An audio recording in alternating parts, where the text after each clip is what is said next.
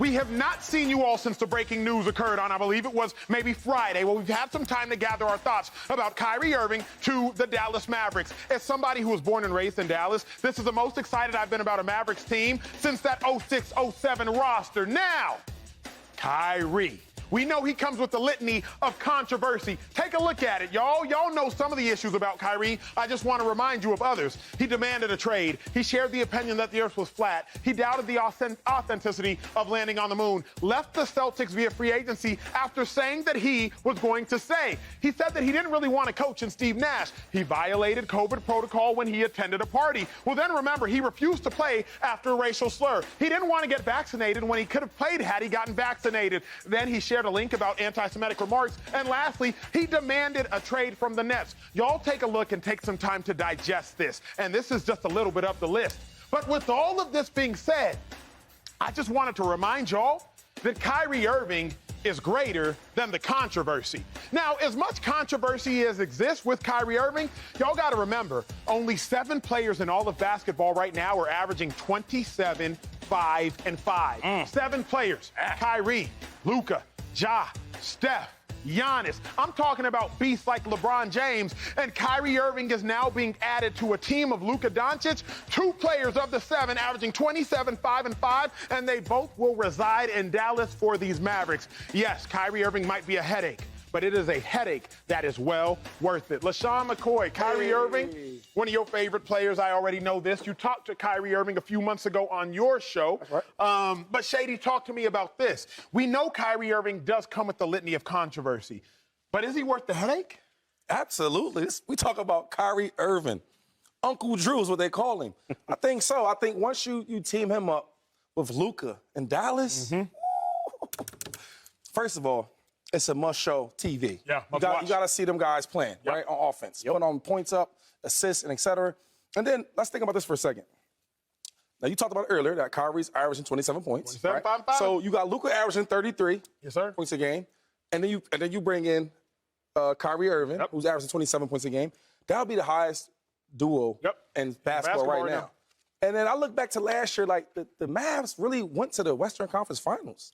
They had no shot against my boys, the Warriors, but they couldn't score enough points. That was the issue, right? When I look at all the scores, right, that's somewhere in my notes.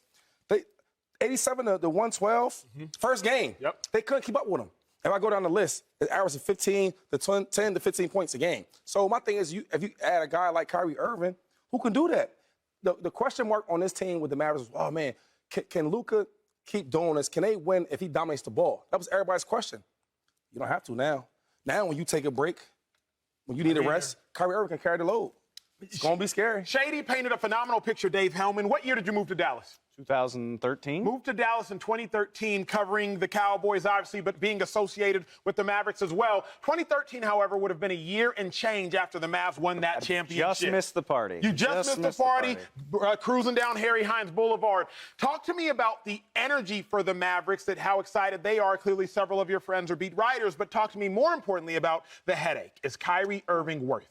I think he is worth it in this circumstance, and I'm going to take the Mavericks at the word of what we're reading, which is that you're getting Kyrie Irving without a guarantee of the headache. Like, as of right now, the word on the street is that the Mavs aren't in a hurry to sign Kyrie Irving to a mega extension. He's eligible for 2 years right now, could be 4 years when we get to the summer. In the meantime, you're talking about the potential of 4 months of a highly motivated Kyrie Irving who probably wants to get that max contract, who probably wants to prove that he isn't a headache and that he's not going to be in the news for non-basketball reasons every 6 weeks like he was with the Nets. If Kyrie Irving is here to average 27, 5, and 5 and be there with Luka, and as Shady mentioned, this team was already in the Western Conference Finals last year, the West is wide open. I mean, I'm not saying the Mavs are going to even make the NBA Finals, but they've got a shot to do it. Like, with Kyrie on your team, there shouldn't be anybody in the West that scares you. And if it doesn't work out, you can talk to him in the summer. You'll have a slot for a max contract if he does leave. I like this a lot because it gives you a chance to go for it without signing up for the potential bad side of Kyrie Irving. Joy, you know so much about Kyrie basketball. You're very passionate about the topics of Kyrie Irving, passionate about the topics of all things excellence in sports. Kyrie Irving is excellent. But is he worth the headache for the Mavs? Yeah, absolutely. They're trying to win. right? So you add a top 15 player, top 7 in scoring this year. That's what you need.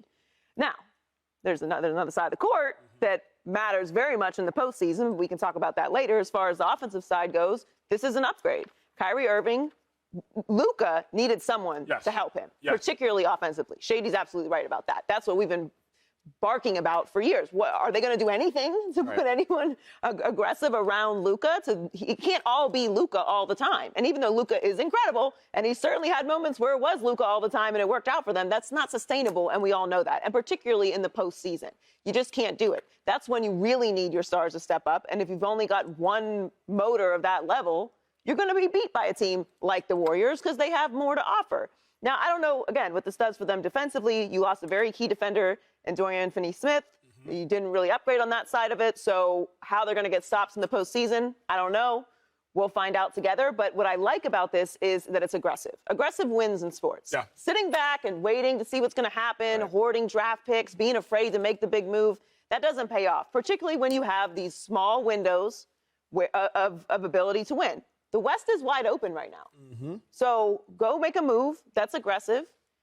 If it blows up in your face, if Kyrie decides he wakes up one morning and he doesn't want to play, no one's going to feel bad for you. No one is going to feel bad for you. Yeah. But that's the risk that you have to take in this situation. There's only so many great players in the league. Let me supply this thought. Dave, I'm going to come to you here in a second. But my thought is this. One, Joy, I believe you're exactly right in what you said. And Luka needs help. He absolutely needs help.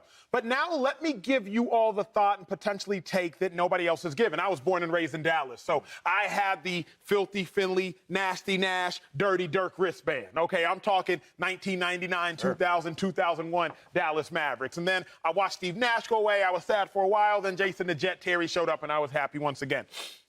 In the midst of all of that, as chaotic as the other pro sports franchise the Dallas Cowboys are, the Mavs are pretty non-chaotic on-court franchise.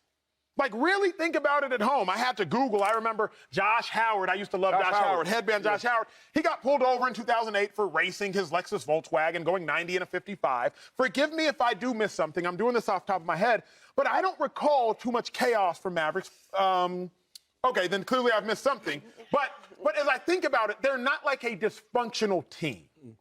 They're not ownership. They're not a dysfunctional team. Like, Mark Cuban showed up. Mark Cuban makes it swaggy. Mark Cuban helps them win. So when I think about it, then, Joy, coming to you as you gave me the facial reaction, is this a team that is this an organization that can endure Kyrie Irving?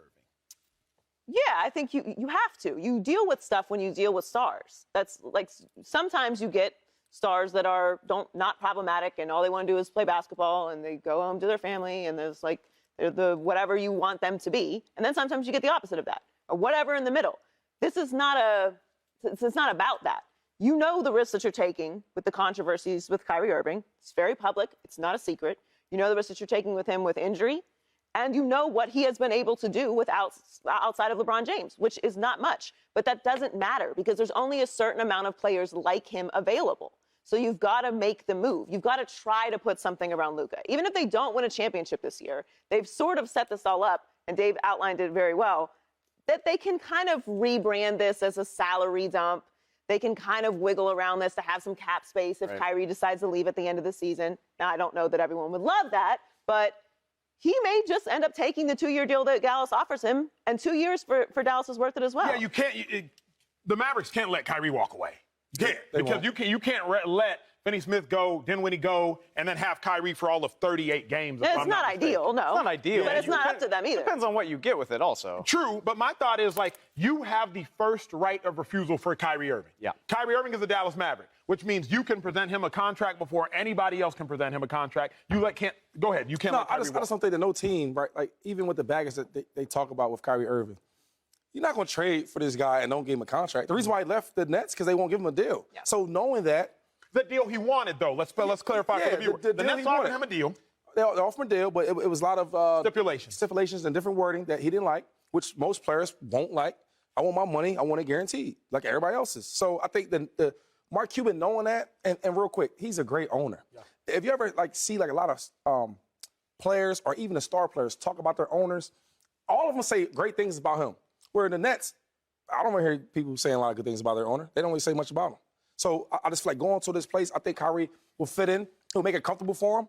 I think it's a nice move for him. And they're going to pay him. They got to pay him. You don't just trade for him not to pay the kid. I hear what you're saying, and it wouldn't be ideal if he didn't have a long-term future, but I like it on the Mavs side of, okay, maybe it won't be ideal if he leaves in the summer, but we're not tying ourselves to a crazy degree to this guy that has a track record that maybe we can't count on. That's why I'm in favor of that. Of course, ideally, you get a deal done.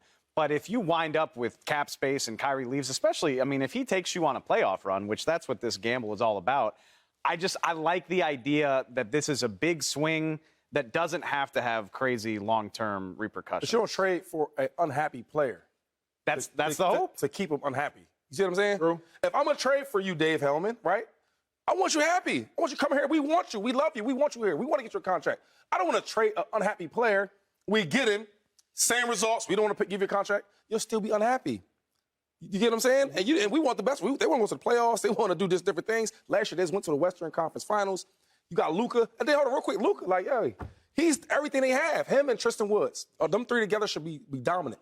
But now, what do you tell Luka? We got a superstar player that's probably just as good as you. Luka's probably a little better. Way better. But just on the same, I mean, you know what I'm saying, start at the star level. Of course. Yeah. Superstars. So you don't tie him up for a couple of years, so it's just me again? But here's what's going to be fascinating for me and people in the excitement, we've lost the fact of, I want to see Luka play with a superstar.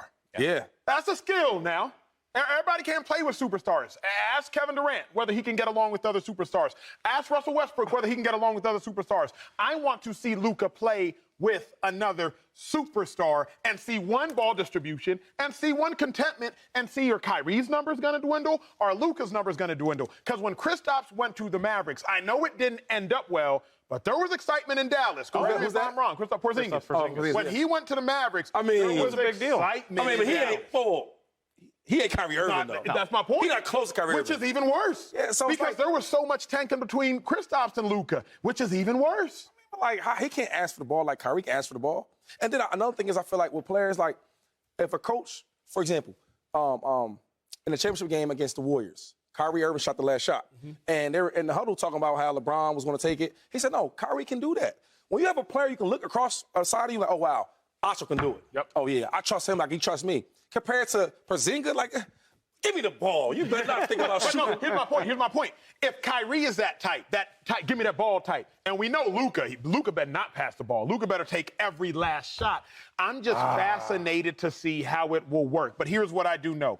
Luka Dončić, he single-handedly beat the Phoenix Suns last year. Yeah, easy. To get to the Western Conference Finals. If y'all remember, it was a closeout Game 7 at halftime. Yeah. Luka had 37. The Suns had 30. Luka had 27. The Suns had 27 in Phoenix. And now you adding Kyrie to that mix? Hey, it's going to be a scary sight to see. It all kicks off next Sunday at 1 Eastern on Fox. Subscribe here to get the latest from Speak and go watch a few segments from our other shows on FS1.